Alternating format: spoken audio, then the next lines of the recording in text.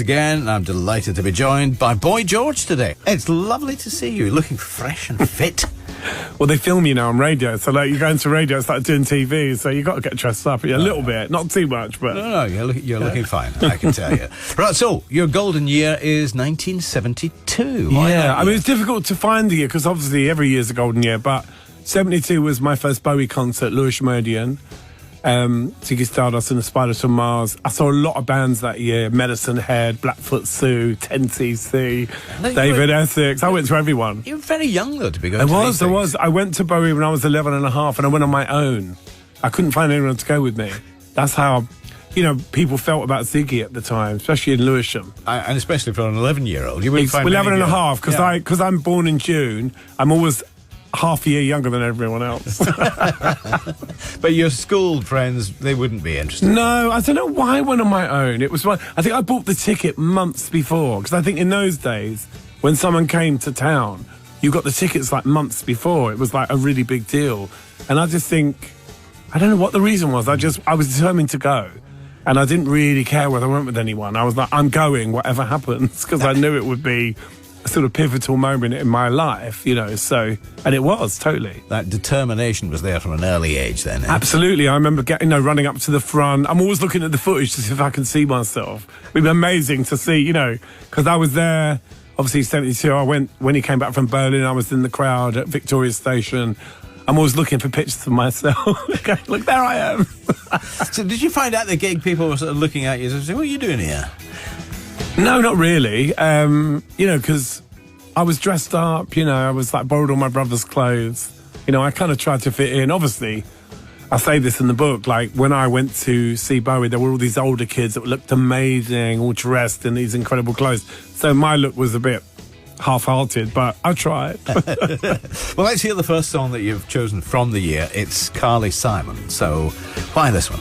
Well, it's such a great song, and everyone loves this song. It's one of those songs you never get sick of hearing. And, we don't really know who it's about. Is it about Warren Beatty? It's about Mick Jagger.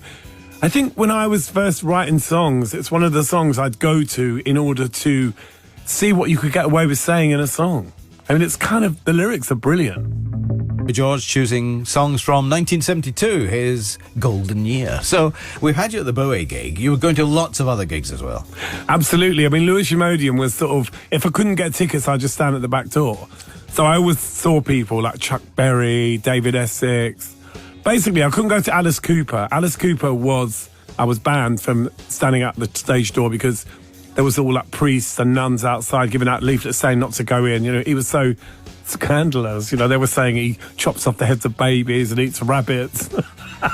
And I've met him and he's so sweet. Well, nowadays, he's a kind of pillar of society. Well, I think he always was. Yeah. He plays golf. He lives in Phoenix. He's very nice. I've met him a few times. I mean, I'm a big Alice Cooper fan. But yeah, I always regretted not seeing that gig in the 70s. Okay, the one you did see, one of the many, it was David Bowie. You've chosen Jean Genie.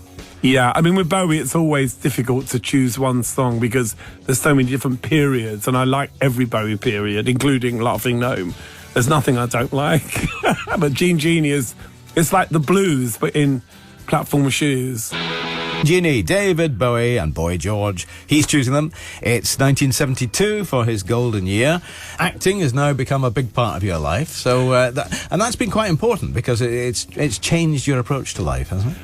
I just love pushing my own envelope, in terms of understanding, what I can do. Yeah, I used to say no to everything in the 80s. I was like, oh, I'm not doing that. Now I'm like, yeah, I'm doing that. I just feel like, I don't know, I think as you get older, it's like the Andy Warhol approach. Just do it all, do it all and enjoy it.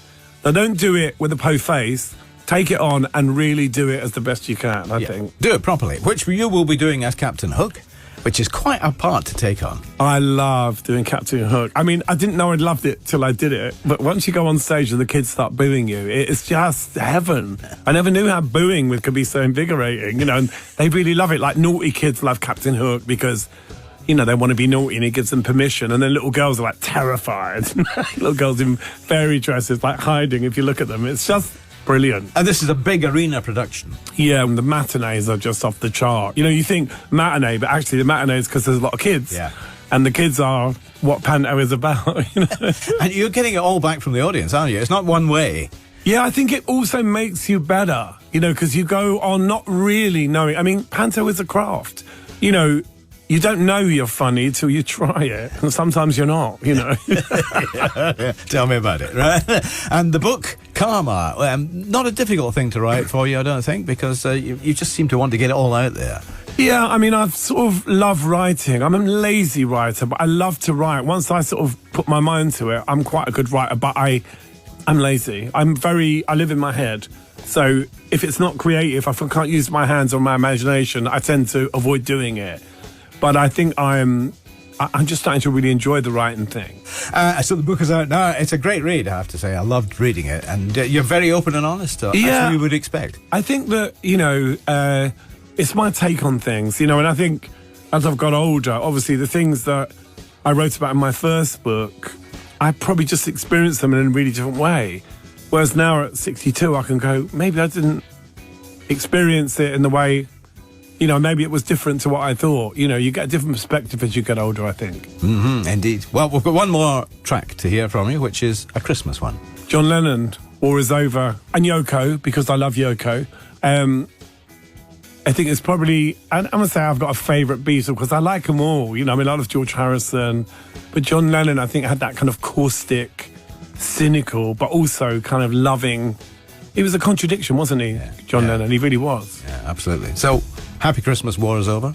Your final choice. George, thank you. Lovely to see you. Thank you. What fun.